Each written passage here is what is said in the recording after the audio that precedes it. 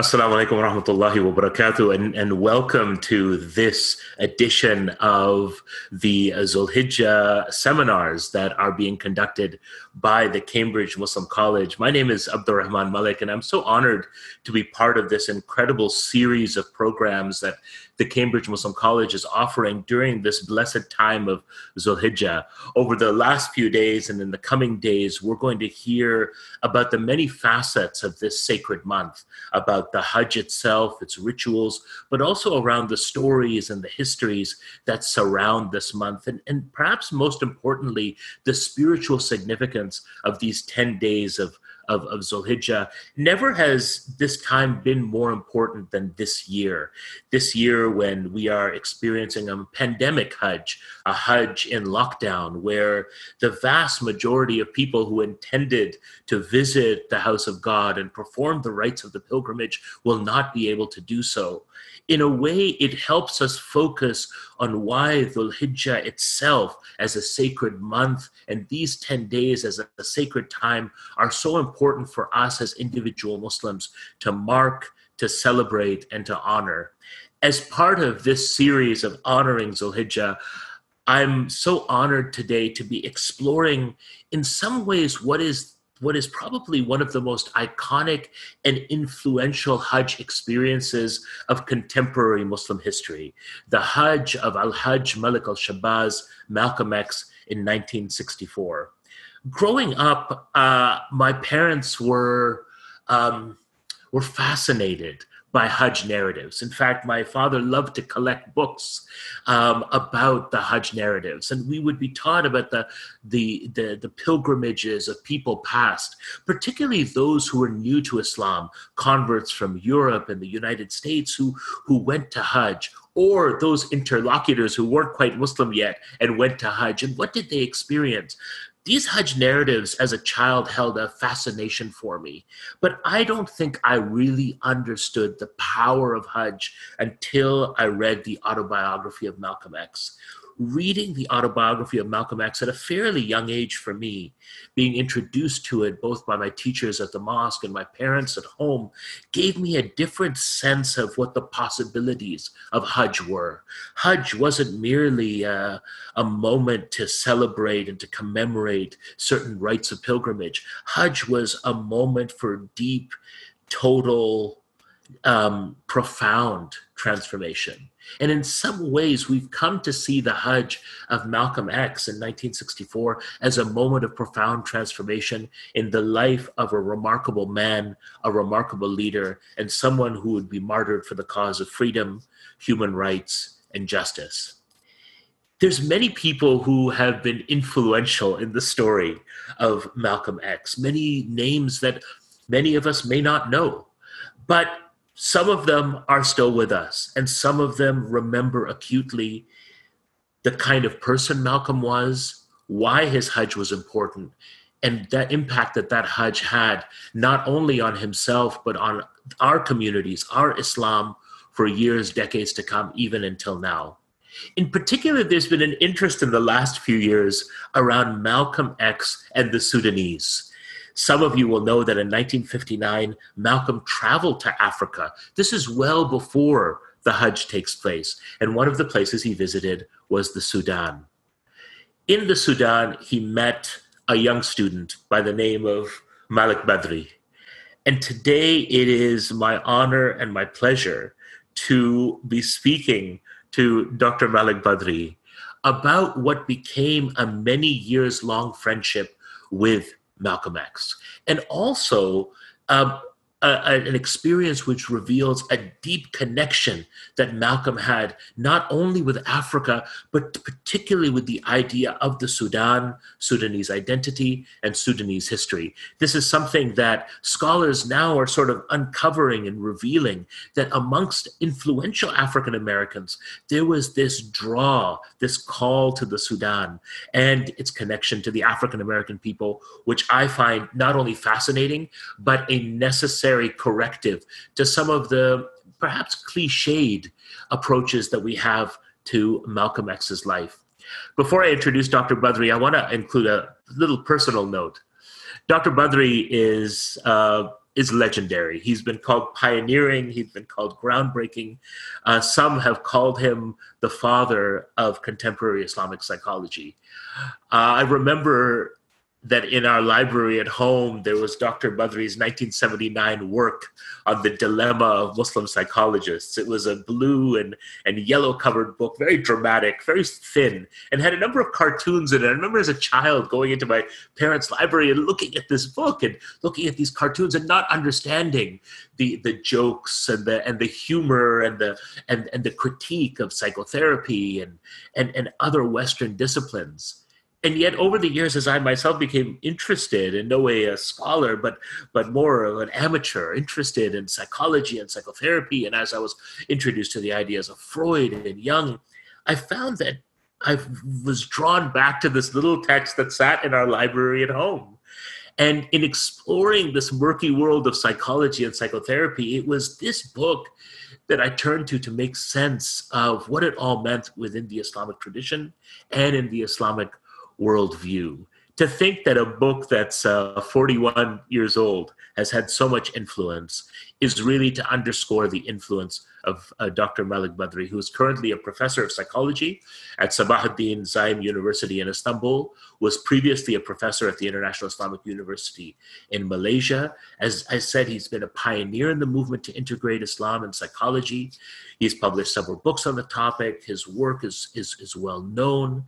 And recently, Dr. Badri, along with Dr. Abdul-Rehman, who's now at the Cambridge Muslim College, both of them recently co-founded the International Association of Islamic Psychology to advance the development of the field and to carry on this incredible legacy. Dr. Badri, assalamu alaikum, and thank you so much for joining us this morning. Wa rahmatullahi wa barakatuhu. Alhamdulillah. Thank you very much. Can you hear me well? I can hear you perfectly well, Dr. Badri. Alhamdulillah. Alhamdulillah. I want to say that what an honor it is to be speaking to you and to draw on what is really a lifetime of experience, not just in the work of psychology and psychotherapy, but actually what has been a lifelong journey through the worlds of Islam. You yourself are a global soul. It feels like you've lived all over the Islamic world. Looking back on your life, Dr. Badri, and sitting where you are now, what does that feel like to have sort of been a witness to all these incredible changes that have happened over the past 60, 70 years? Yes. Yes, I think that it is really, I used to think this about my father, because my father was a soldier with the Mahdi. He fought the British in Sudan, and then suddenly he changed to education, and he made the very first school for girls in the Sudan and devoted himself to education. I was really wondering about his ability at that time to adjust and readjust to so different situations, being ruled by the Mahdi, being of Sudan, then being ruled by the British, then going towards independence of Sudan, then working as a merchant, then leaving merchant and becoming. I was just wondering about his flexibility. And then now I begin to think that either it is genes or environment that made me also live different ages. Also, he died at 94. Now I am 88. So I have been going through very various forms, and some of the things that used to happen to me when I was a child with my father will be surprised. How come you sit next to me like this and you take your tea like that? In the past, we'll have to sit down on the floor with our... and he laughs. Look at how the world has changed. Now I'm saying the very same thing to my children. The way When he comes in, we all stand up and we behave with him. Then they come and they chat with me, Dad, and he puts his hand on my shoulder. What is this? What is happening? I think that we are now facing, we'll have to be flexible to change. And I think that living in different countries gives the person this ability. I taught in universities in Sudan, in England, in Saudi Arabia, in Malaysia, in Ethiopia, in Morocco. I've been going around and seeing different people, and that is maybe is the thing which gave me the vision of what we call today cross-cultural psychology. I don't take a psychology of any country as true. It is simply influenced by the culture in which it has developed. And maybe this consciously or unconsciously have shaped the way I have been working on developing an Islamic form of psychology.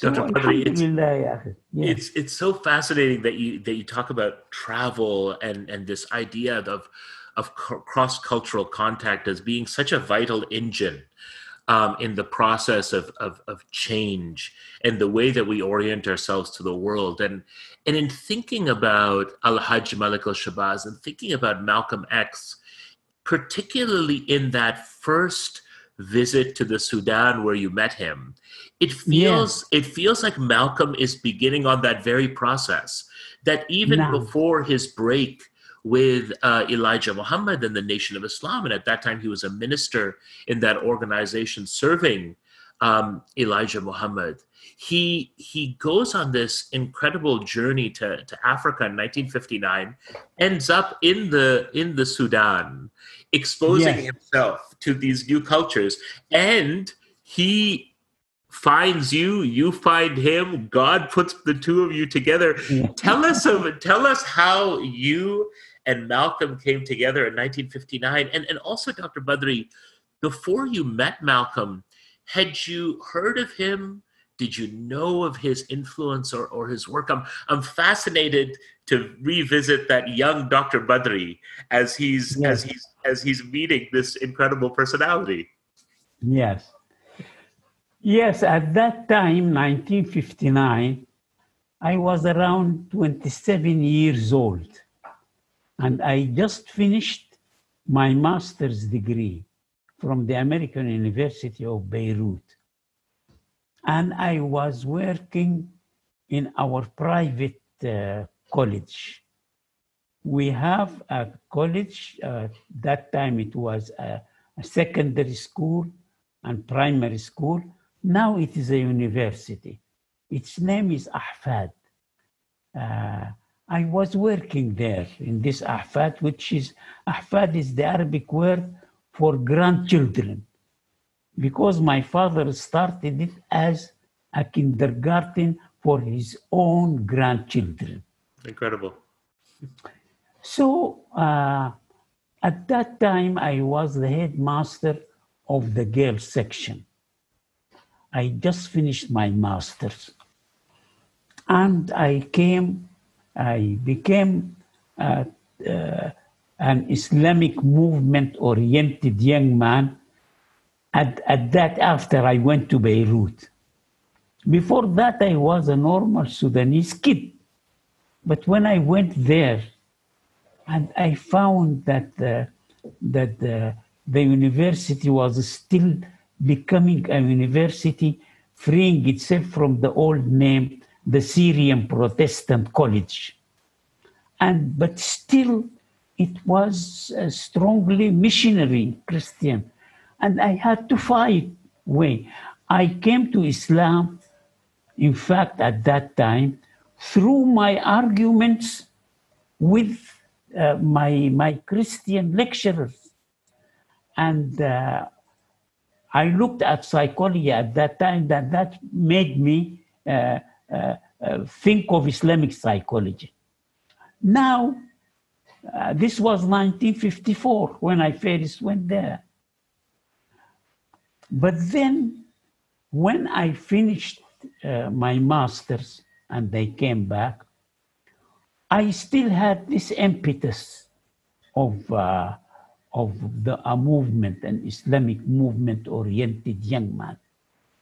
So somebody came and told me, Malik, there is a Black American man in the Grand Hotel in Khartoum. He just arrived. I was motivated to go to see him and welcome him because I was still under this feeling of coming out of a university that was a missionary university. And I was under this influence of defending Islam. In fact, I came to Islam through going to read Islam in order to argue with my lecturers. It is, instead of convincing my lecturer, I convinced myself. And that is how, when I was told about this, I was highly motivated. I just went to the Grand Hotel. I read about the Black Muslims at the time, and that they are deviant. I knew that Elijah Muhammad was deviant. I knew about them, but I was also sort of impressed with their strengths and their way of dealing with their economy together in not subjugating itself mentally to the white man. All that was in my mind. And maybe now I'm old enough to think back. Maybe also because of the spirit that I had against the Islamic fight I was doing within myself in the American University of Beirut. We are only very few who were really Islamically oriented. There was a person like Ishaq Farhan, who became the minister of Awqaf in Jordan. There was Dr. Nabil Mahaini, who became a doctor and went to... These people, I had my relationship with them even up to now. One of them is still alive. He's over 80. We still contact each other and speak about that period. So I went to the hotel and I looked for this man. Where is he? And I told him, Salamu alaikum, brother. Welcome to Sudan, so and so. Then immediately we were able to talk together and as if we already met each other for a long time before. But I knew he was deviant in his thought. And this, to me, was a wise step which did not look like me at the time. At the time, I would have stood up and told him, Ya akhi, you are a deviant man, you think so and so and so. I never mentioned any criticism to Elijah Muhammad, because when I met him and I took him to Abdul-Rehman, where it is the real capital, native people, and to go to the marketplace, to go to this and see people, at that time, he would tell me, you know, the most honorable Elijah Muhammad said so and so and so. I will not say to him, Elijah Muhammad is a deviant man. There is no prophet after Prophet Muhammad sallallahu alaihi wasallam. He claims that he is a prophet. He claims that he changed a lot of the ways of Islam and its regulation. I wouldn't say anything. I just let him talk, and then I will explain to him the true point of view of Islam.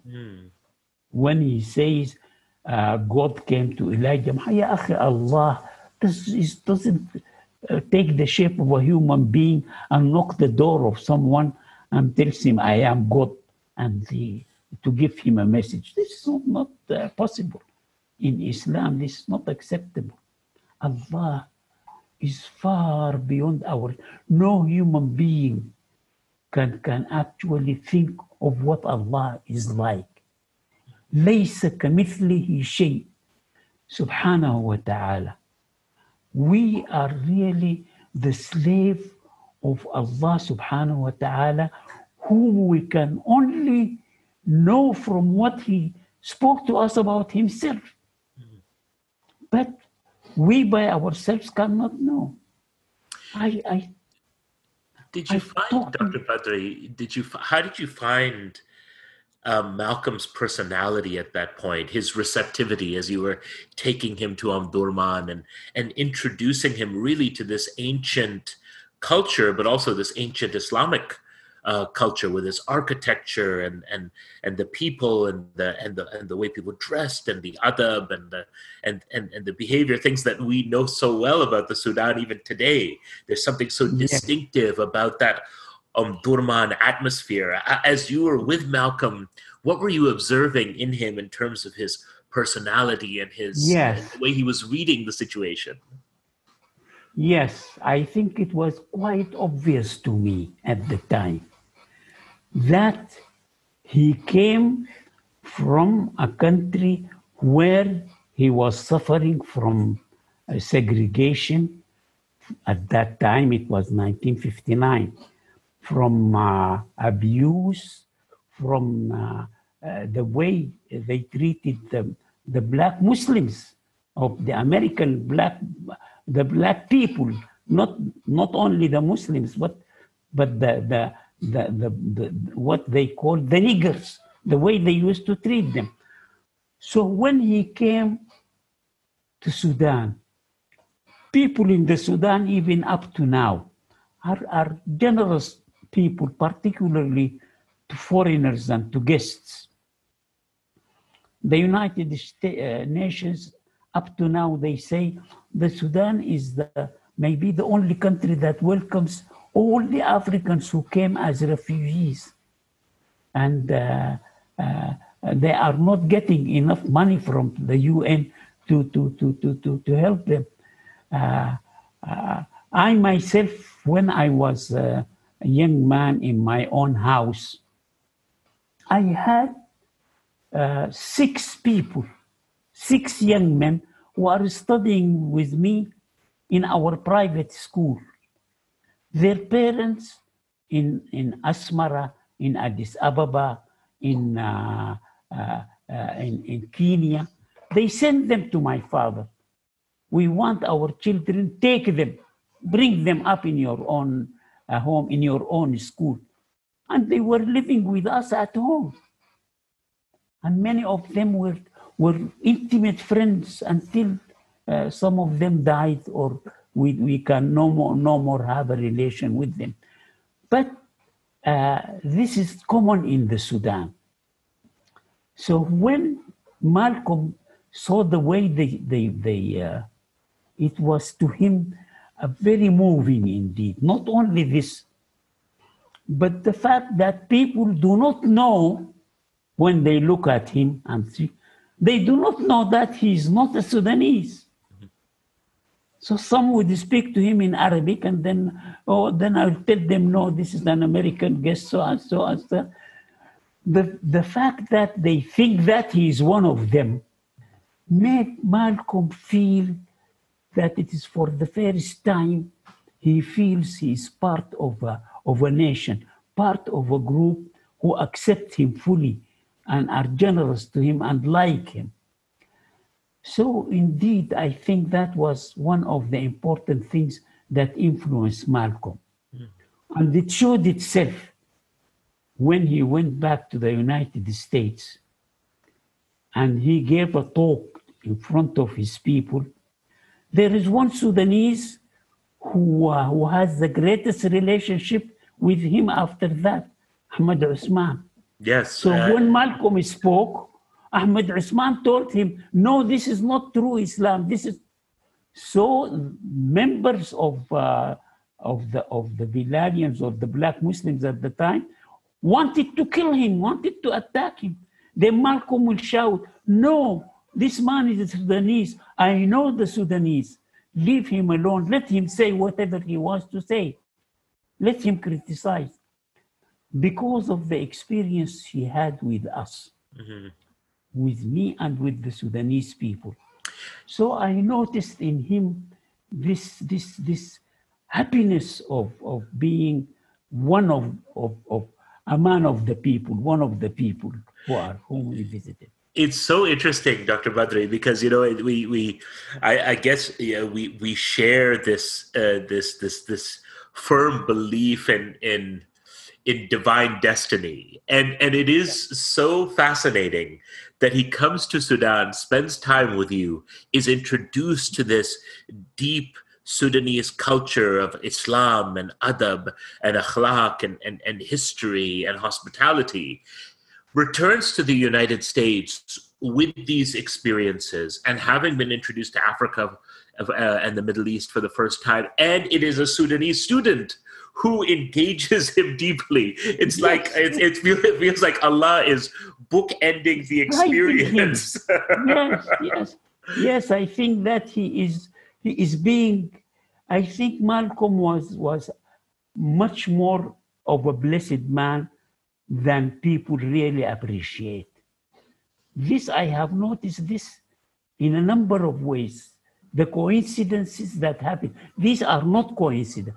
To Allah, there is nothing called coincidence. Things happen according to a plan. I am very deeply impressed by this feeling now, because I begin to think deeply about life of particularly people whom Allah guided, like his own prophets, most beloved people, how he brought them up. There is a reason for everything, minor thing that happened to every prophet. If you take this to prophets, then it applies also to Muslims and to other humans. Nothing happens by chance. It is planned. And people who are guided directly and indirectly by this divine kindness and love. Dr. So, Badri, Malcolm, No, sorry. Go ahead, Dr. Badri. Yeah. So I just want to say that Malcolm, when I tell him true Islam is not so and so, true Islam says so and so and so and so, he ponders. He's quiet. He is contemplative. But he does not, this did not shake his belief in the noble status of Elijah Muhammad. At that time, to him, the black Muslim movement itself was like what shall I say? Like a part of the deen, like a weapon, like an idol. He cannot get away from it. But he was shaken. He just, this is what Islam says. Yes, sir, so and so, dear brother Malcolm. Then I will take him from place to place. I take him to my relatives at home. I took him to then he said he had the cine camera, and he wanted to take films, to take it back to the black Americans in the United States, to show them that they are people who have a culture, because they told them at that time, just imagine, at that time, they used to tell them that you are coming from a country that has no culture. The African, they have no culture. So he took the cine camera in order to record the beautiful culture of Africans. He told me, I want to see more of, so I took him to my school. And he goes to see the girls in the school knitting and doing very fine works with their finger. He takes the shots. This is unbelievable. Then he goes to see this and this. That. I think at that time, Malcolm was, he had this impetus to prove that we Africans have a culture and have our own, and also to talk about Islam. But to talk about Islam, there is a conflict between what the Muslims say and what Elijah is saying. I think he had this conflict, but at the time he was unable to resolve it, or at least he only thought deeply of it. I could see that the features in his face. Malcolm's face is a beautiful face. It expresses whatever he feels, it shows in his face. So, I mean, this is the, he got this, and then, of course, after that, we go to our homes and eat. My brother, who was the boss of the whole school, the president of the, so I took him to him, he welcomed him, and then we invited us to lunch in his house. And we all went and we had lunch there.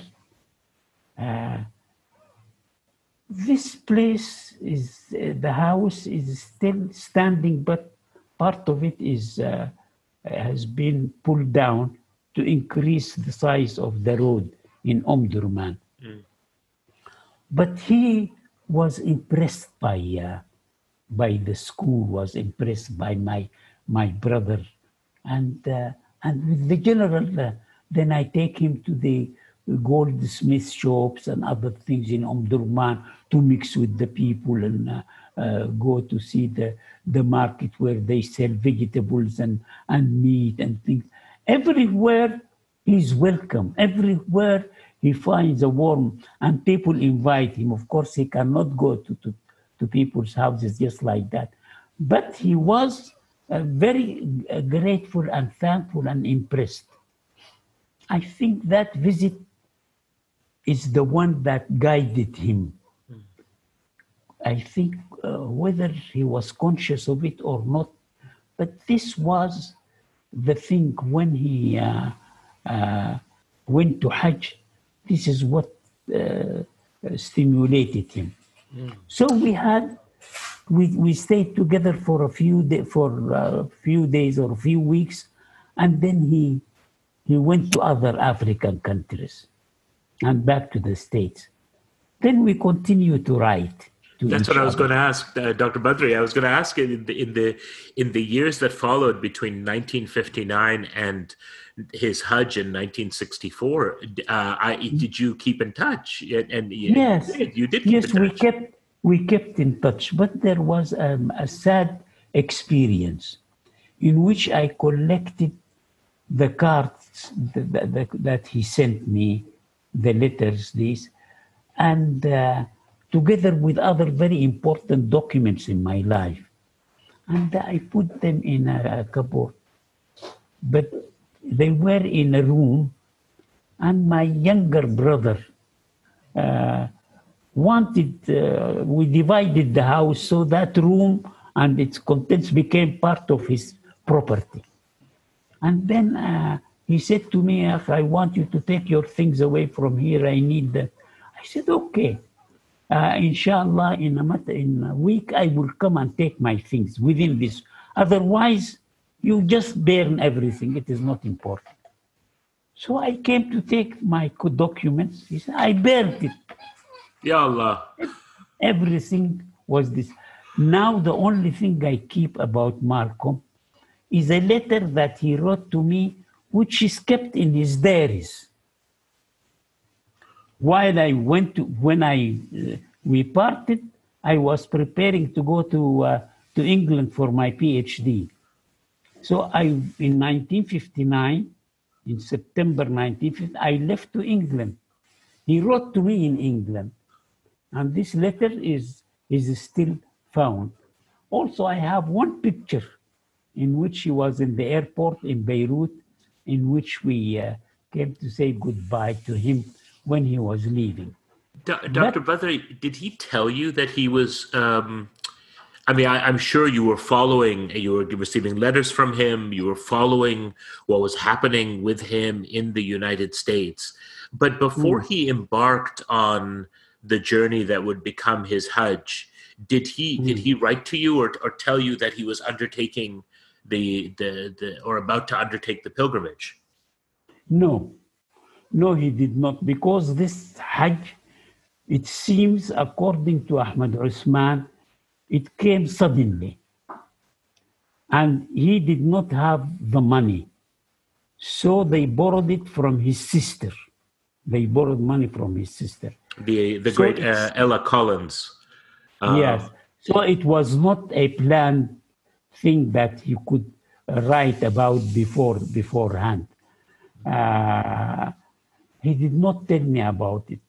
We were together, then he went, and then maybe he told me he would be going to Hajj, because now it is a long time, you see, and I'm getting old. But I think he did tell me that he is going to Hajj. But he did not tell me that he wanted to see me, to come to see me, you see. Then we parted, and he invited me to come to the United States. In this letter, which is kept in his diary, he invited me and my wife to come to the United States. But at that time, I didn't have the money or the impetus to go to the United States. And when I went, after all, I went after in order to help the Black Muslims come back to Islam. I went, I was asked by the Muslim Student Association and my university to go there and help these people. They wanted to know what Islam is, so I went and I lived with them for 3 months. But before that, we did not have a lot of letters, contact letters. Only all of a sudden, I was in my flat. My flat is only across the road from the American University of Beirut. So just to give everyone a sense of the timeline, the Hajj period happens. This Hajj is hastily arranged. His sister Ella Collins, God bless her soul, gives him lends him the money. He now goes on the experience of pilgrimage. You are at the American University of Beirut. You are in Beirut. I was a lecturer in the American University of Beirut. And you have this flat across from the AUB. It's 1964. You're in your flat, and the phone rings. That is right. It is not the phone, it is the dictaphone. It's someone comes and then raises and presses the button, then a bell will ring in my flat. Okay. Then he would say who he is. And now here is where Malcolm was guided. I spoke about this, Allah is guiding him. He came to Hajj. And he had a strong feeling. After we parted, I got married, and I came to England for my PhD. And I lived in this flat across the road from AUB. And then he came he was in Hajj, and was supposed to go back to the United States. But he wanted urgently to see me. How could he see me? His ticket was, and this is what he told me later after he arrived, my ticket was Jeddah, Casablanca, New York. But then I was walking, I wanted to see, so I saw Sudanese with turbans and walking in Hajj. Please come and tell me, do you know a man called Malik Badri? Yes, we know him. One of them knows I am in Beirut. Yes, he is in Beirut. He is a lecturer in the American University. Then he said, when I knew this, I went to where I bought the ticket. Please change my ticket. Instead of Jeddah, Casablanca, Morocco, New York, change it to Beirut, New York. And he had to pay, and he changed the ticket. And then he came to the American University of Beirut. And he was walking in front of what we call the college hall, the main building. He was walking there, and whom shall I ask about Malik Badri? This is a very big place. Then he saw one young man who looked blackish. Come, please, do you know someone called Dr. Malik Badri? Yes, of course, he's my uncle. He was my nephew, the son of my own sister, studying pharmacy in the American University of Beirut. Subhanallah. And then he said, how come? And he's living here. You know that building here? This is where he's living. So he just walked. It's only 100 meters or so. He walked to my flat. And then he asked, then he pressed the dictaphone. Then the bell rang in my flat. I took the phone. Yes, who is that? Then he said, he had a specific, beautiful voice. It is a deep voice which nobody can not recognize. But I couldn't tell, because it is impossible for Malcolm to be coming and ringing the bell for me. Then I said, yes. He said, this is Malik Al-Shabbas. I said, do you mean Malcolm X? He said, yes, it is him. I just put down the telephone and I ran down the stairs to him and I embraced him. We embraced each other, and he was so moved by this meeting. We went up and he told me, my dear brother, I don't like this city very much, Beirut, but I only came to see you. So, Dr. Badri, you are one of the first people to whom Malcolm X comes after the experience of the Hajj. In a way, you have such a unique position to observe the Hajj through not his autobiography, which was released, several years later, not through his interviews, but directly with him. He's coming out of that experience. Yes. Help us understand, Dr. Badri, how and why his Hajj experience was so transformative, and what did he share with you? Before he could put it into words or before he had to say it to the media, what did he say to you about that experience? Because he's literally coming out of it into your apartment and reconnecting with your friendship, which is what a remarkable time to have such a friend, Dr. Badri, and to be able to share this moment with Malcolm as I imagine he's himself processing what the Hajj and this experience means.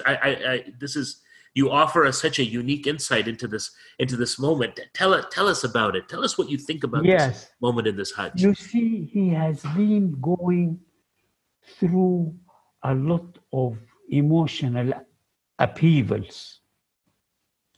Before going to Hajj, he came back to Islam itself.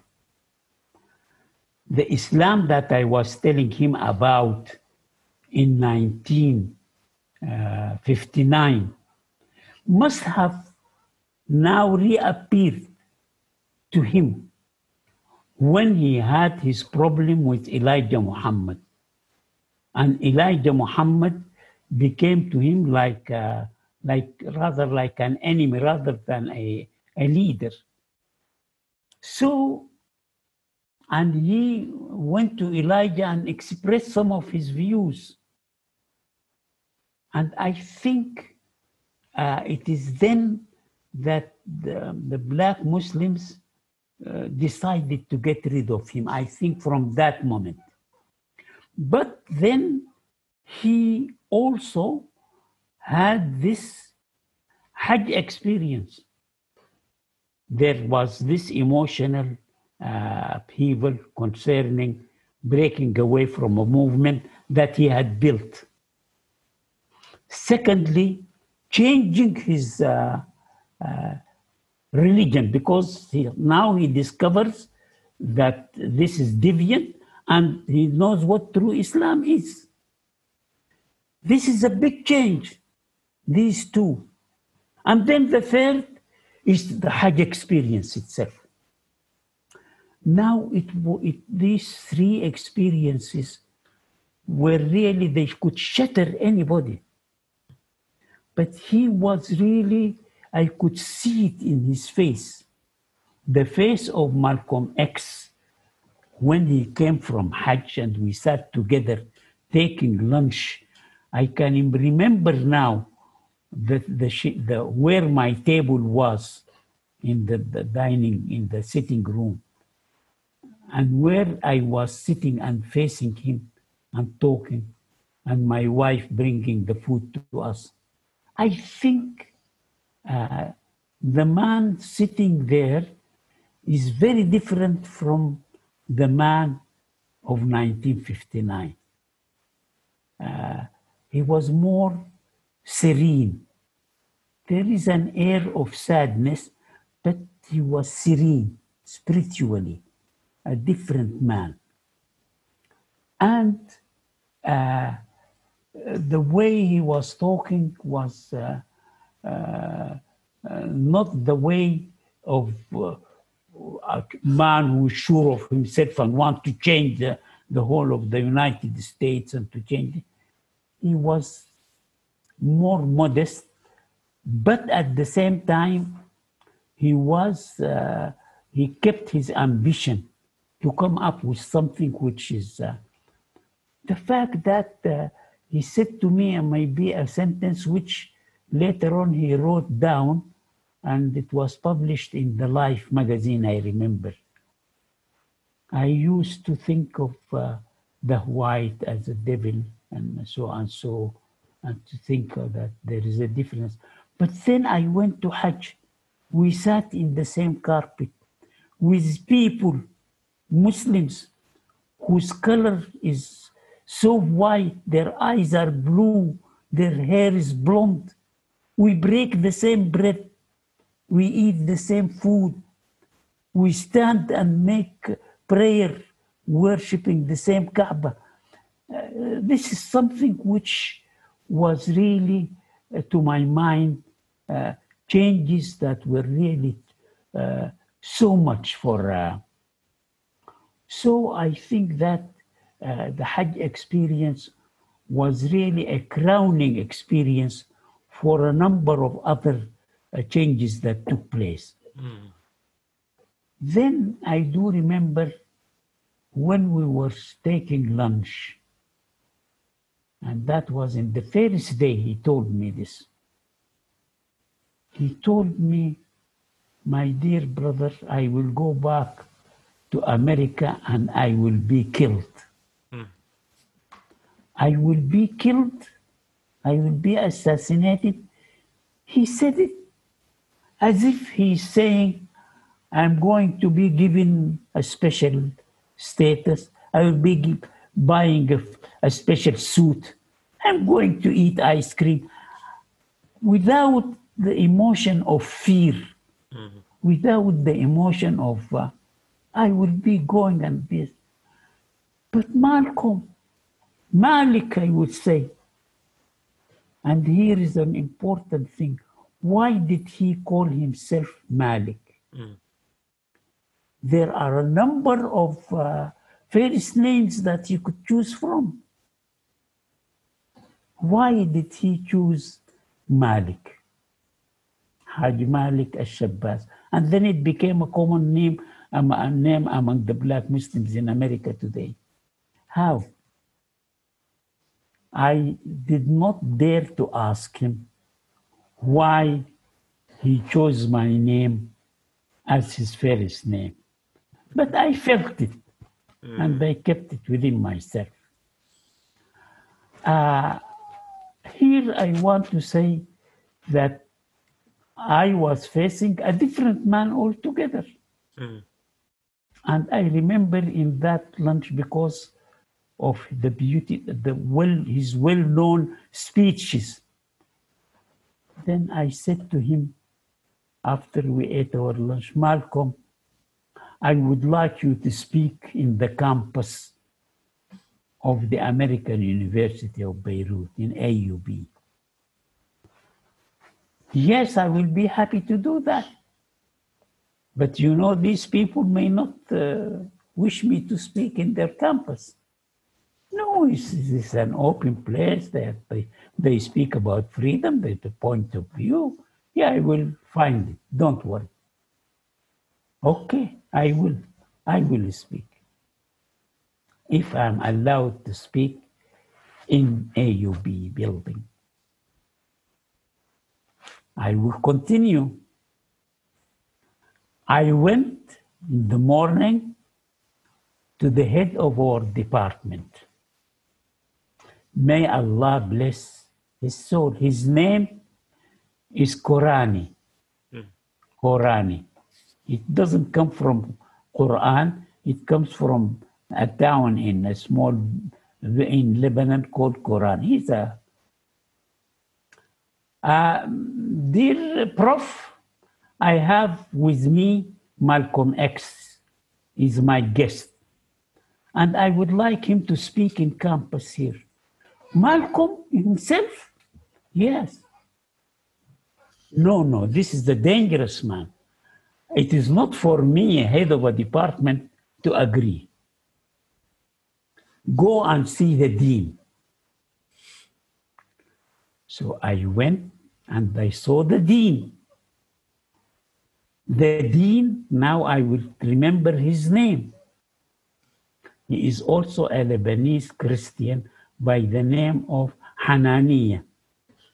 Dean Hananiah.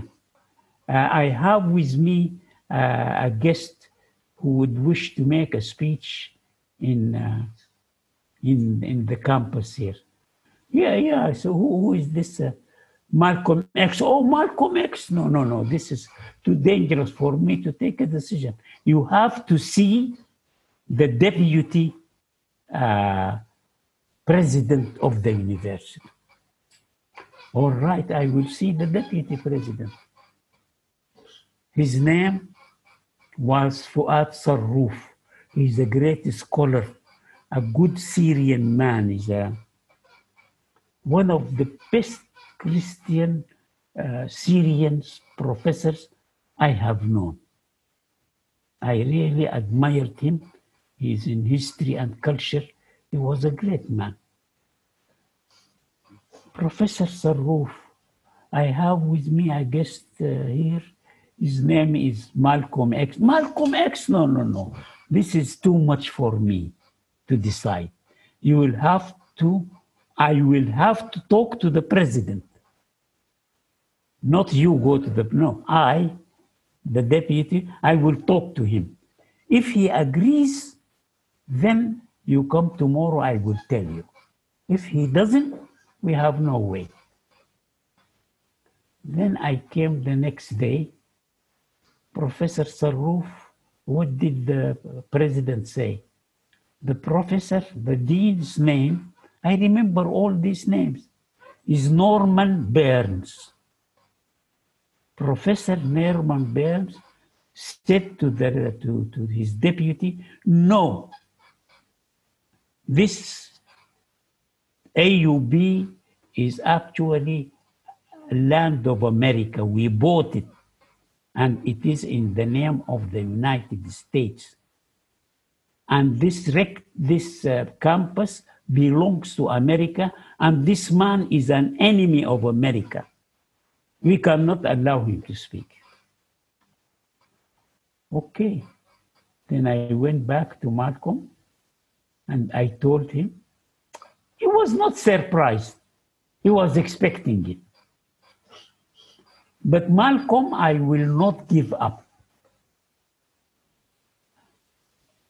You know, out of the university, facing the university, is a little road going up.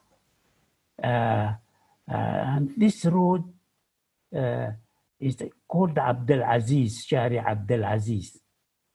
In this road, there is the Sudanese Cultural Center. Mm. So I went to the Sudanese Cultural Attaché. My dear friend, I have a Black American scholar who would like to give a lecture, public lecture. Will you kindly allow us to use the buildings here? Yes, of course. Yes, of course. Then I told the students, all the Sudanese students in the American University, many of them came with grants from Rockefeller and Ford to study in the American University.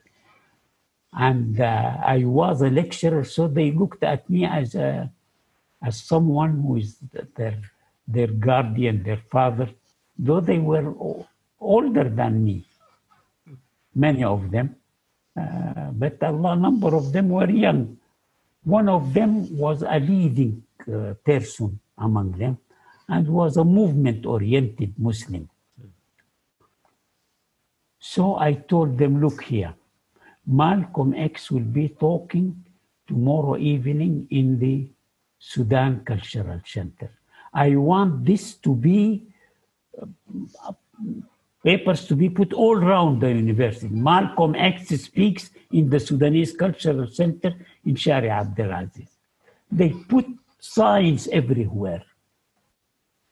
And then I told Malcolm, tomorrow we'll go. I thought that there will be 200, 300 people coming. So Malcolm went because the Sudanese young people, the students, took him, khalas. They told me, you just stay away. We take care of him. We make him visit this place, this place. So they took him to the cultural center and he was preparing to speak. I took my wife and we went. A bit later, I remember about 7 or so. The lecture was supposed to start at 7, 7:15 or a little bit after 7.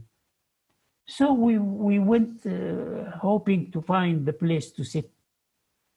We found that the Sudanese student kept 2 chairs for me and my wife facing Malcolm's table from where he spoke. But when we came, we found Shari Abdul-Aziz already blocked with people. Incredible. No cars could pass. No person, no lecturer in the American University who has not come to the cultural center. Not only this, but because people were so many, the Sudanese rented a loudspeaker outside for those who cannot get into the building. And then it was to us, I was shocked. But I had to go through the crowd. A Sudanese young man took me and my wife until we came to where they kept our chairs and we sat. And then Malcolm spoke. I'm fascinated to hear, Dr. Badri, what he said that day. I in several places I've read accounts of this remarkable evening Yes. that you helped organize, the people, the energy, the feeling, the knowledge that he had just performed the Hajj, your insights into where he was. What did he say that night at the cultural center? Is there something that you remember distinctly about that evening and his words and his reflections? What I remember, because I am a student of psychology, so what I remember most was how people reacted and the influence of his talk on people. He spoke about the way the black people are being treated in America. He spoke about the hopes. He spoke about Islam. And whenever people after that spoke to him as a great, no, it is not me who is great. This is Islam that made me like this. Also, I was just looking while he was speaking, I was watching the people. I think I have never heard up to now, I have never heard a person who was able to speak eloquently, emotionally, and to mold the audience the way he wants. When I wrote about this in a journal that asked me about this, it was published some time ago in a reputable journal on British journal. I said that it is as if these people in front of him are a piece of clay that he shapes in any way he wishes. He will say things which make people tearful, and tears may be running down their cheeks. Then he cracks a joke, and they laugh like children. Still, the tears are in their faces. Oh. This, to me, was the more important thing that I have been noticing. And then his ability to express when he spoke about the way the Black Americans treated, many of the Americans in the audience, and I remember exactly two of them. It is a professor of engineering and his wife.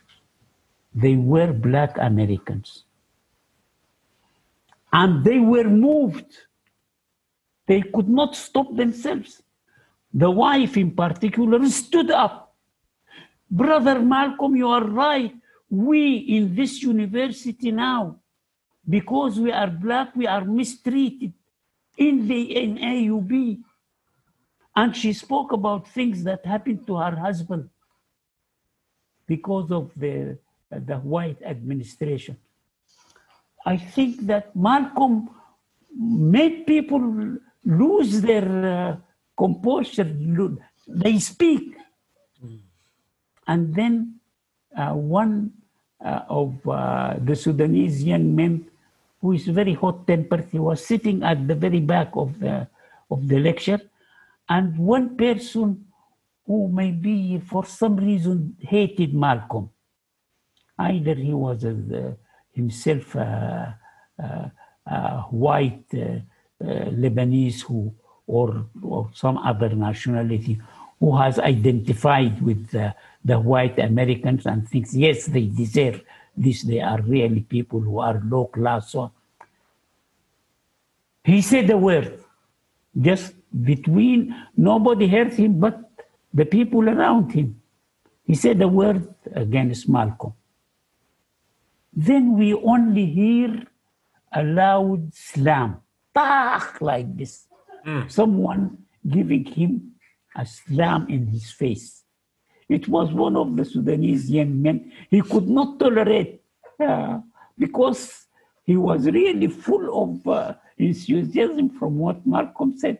And it could have become a a serious issue in which people will fight. But then Malcolm very quickly spoke, cracked a joke, and people were laughing. And then he spoke about this quiet, keep quiet, and then people forgot the incident. It didn't, as if it didn't happen. But the man just received his slam in his face, and he kept quiet after this. Many American professors, I remember, some of them, one of them stood up and said, a silly thing, he's a white American. He said to him, if you hate America so much, why do you live there? So Malcolm answered him, I did not come to America on the Queen Mary. I did not come invited.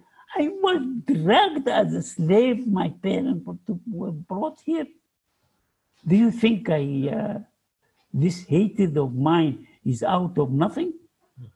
He said this American professor, I remember, was sitting with his face high up and talking. After Malcolm answered him, he knelt down, I used to observe him throughout the end of the lecture. You will not think that he is there. He put his head, physically, he was downed. Not only psychologically, physically, he did not raise his head again.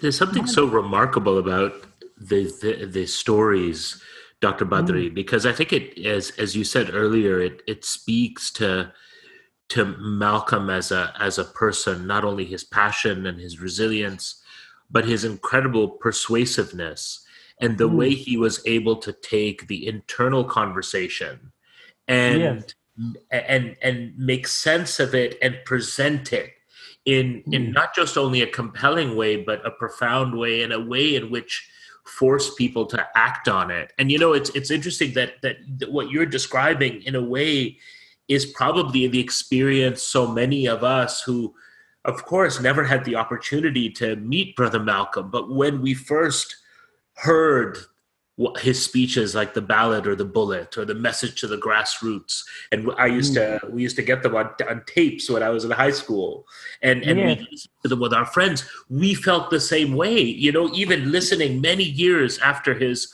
martyrdom, listening to those tapes, and I totally understand and can feel in my heart what you're saying, that even so removed from the physical experience of the man, there was something about the way that he spoke, the way that he was able to not only put words and ideas together, but the emotion, the passion, the intelligence behind them that was so compelling. And I think in a way, and I know we only have a few minutes left, in a way, I think it is really significant that one of the important things about Malcolm's Hajj is that he is able to take that incredible rhetorical ability and to describe the Hajj in a way that whether you were Muslim or non-Muslim, whether you knew what the pilgrimage was before or you didn't, he described the Hajj in a way that anyone who reads it is almost taken into the moment of the Hajj, not the physical rites of the Hajj or the fiqh of the Hajj, but they're taken into the experience of the Hajj. And in a way, isn't it? I feel like that's one of the things that makes Malcolm's Hajj as important as it is for him and for the future of Islam in the Americas and beyond so important. But also, what it makes the narrative of the Hajj so important is that he describes it in a way that takes people into that moment. And I mean, I know so many friends, people who became Muslim through reading the autobiography, friends who aren't Muslim but have been deeply moved by the autobiography. I don't think anyone reads Malcolm's words or hears him speak and isn't moved by it.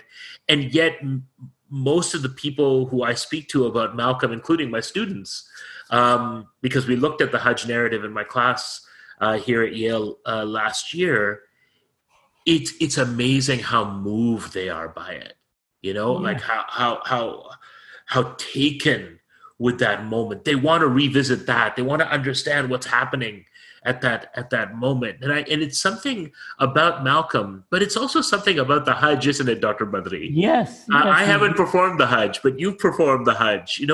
As a psychologist, as someone who's done the Hajj and understands your own Hajj and Malcolm's Hajj, what is it about the Hajj itself that unleashes these possibilities?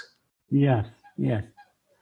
I think that this is obvious in Malcolm's behavior. In Hajj, you feel, first of all, it teaches you humility. The way you are putting on this ihram, just like everybody, whether you are a minister or whether you are a servant, or wearing the same clothes. And living, I do remember people come first and they are told you sleep here. It's only a small blanket on the floor, next to somebody. And I sleep, yes. At first, it's difficult to be in a room where there are about 10 people sleeping next to you, snoring, and then all of a sudden, 2-3 days, you are a different person. The way you look at people after that is changed. And I think that Malcolm was ready to look at the white people as human beings, as good people. And that and this encouraged him to make his new movement, his new organization, which he wanted to set up, but did not find the time to do so. He was killed before it actually was established. In it, he would not care about whether a person is a practicing Muslim or not, whether he's a Muslim or not. They come together for a certain purpose. This could not have happened without this experience. But I think that there are things that happen in Hajj which you can see in the face and you can feel in the heart of the person, which cannot be put down on words.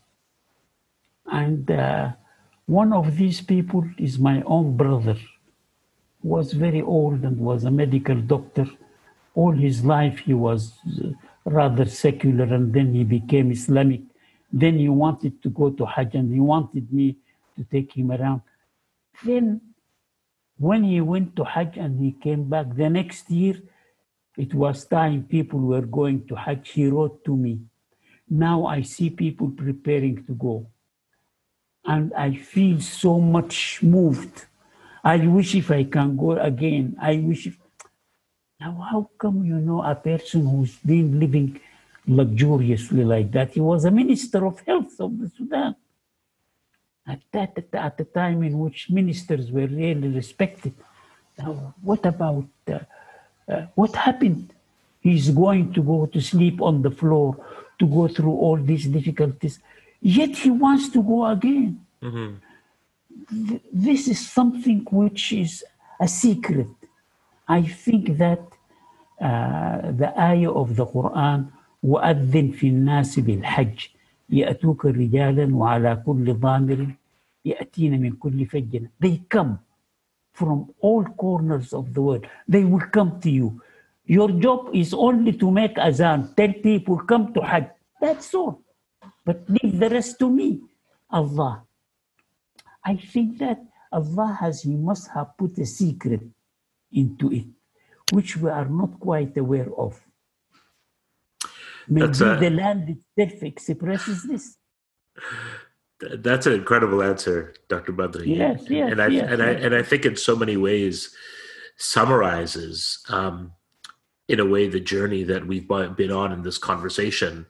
It's so important, and I think for those who are listening to this conversation as we conclude, it's so important that we've talked about this entire process, isn't it?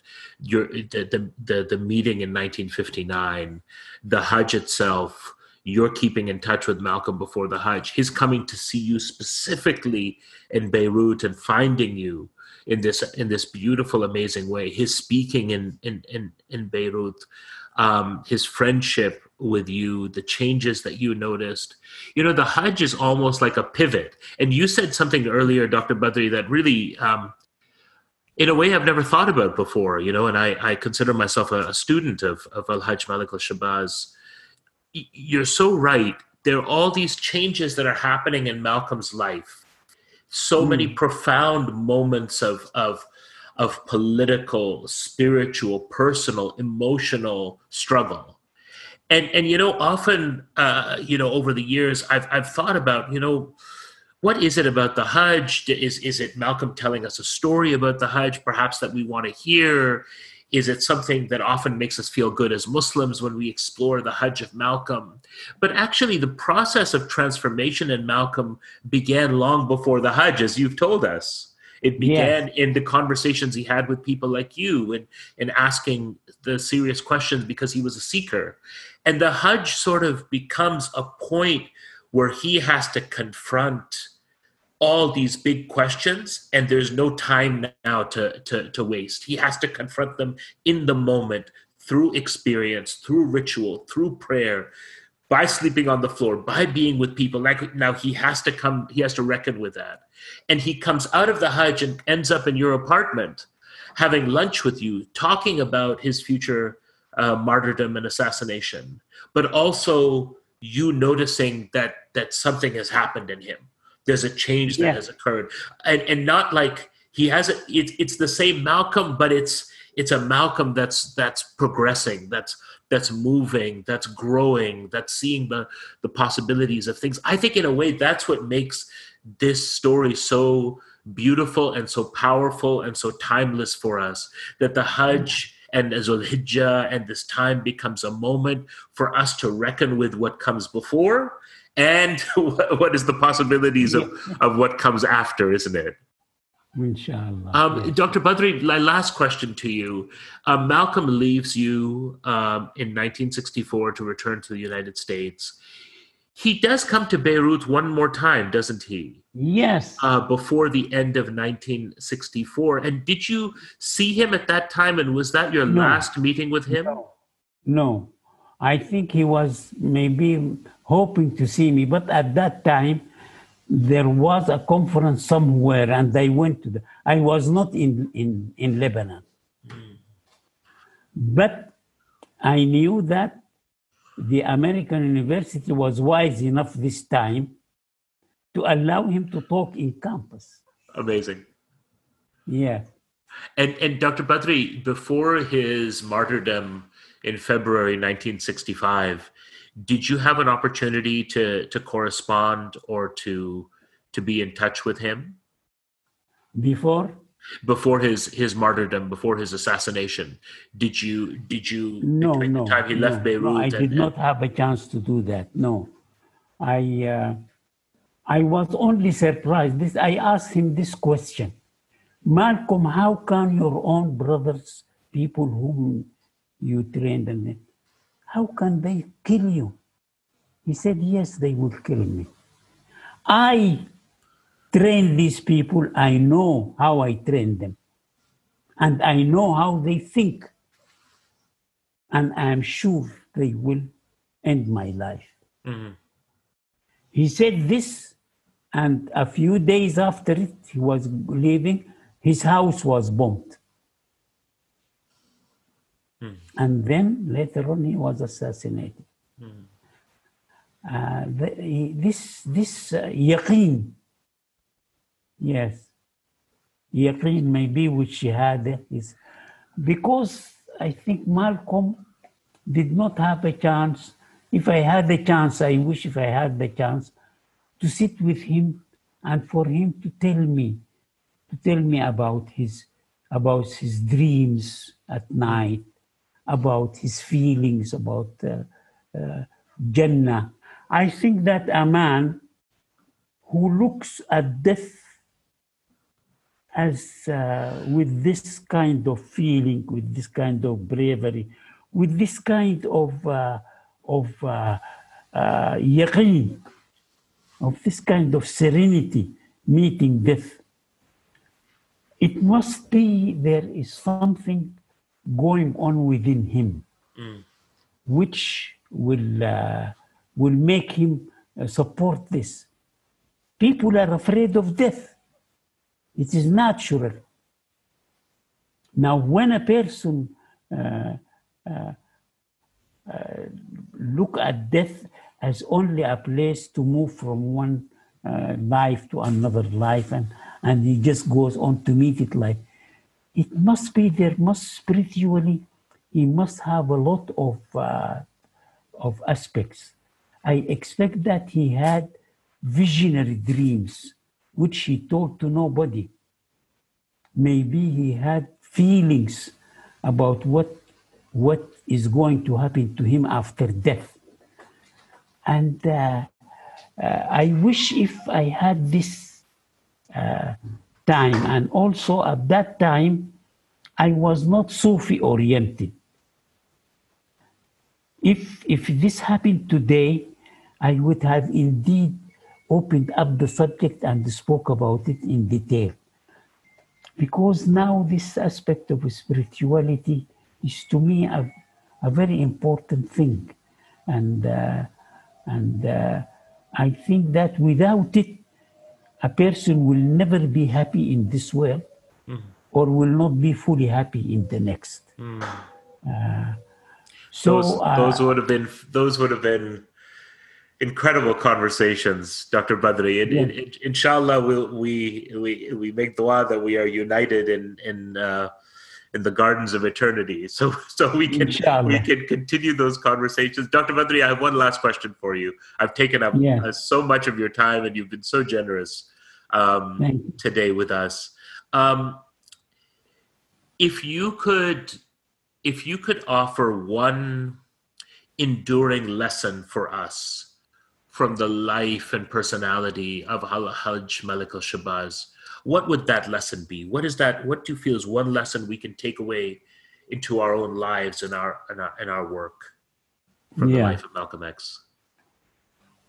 I think one of the most important lessons is the lesson of optimism, of relationship with Allah subhanahu wa ta'ala and His forgiveness. This Malik al-Shabazz, if you read his autobiography, he was a very bad man.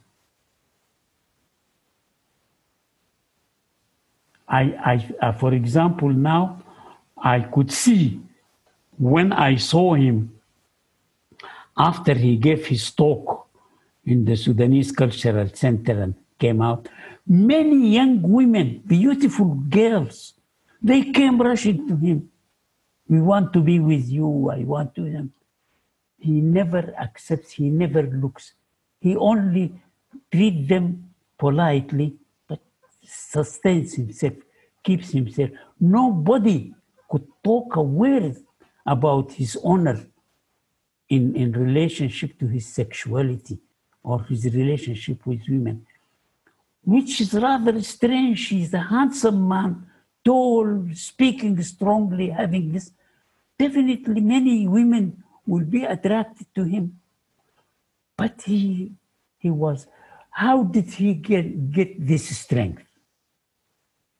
I think he got it because of his past, his bad past as a pimp, as someone who used women for just to get money, to use this.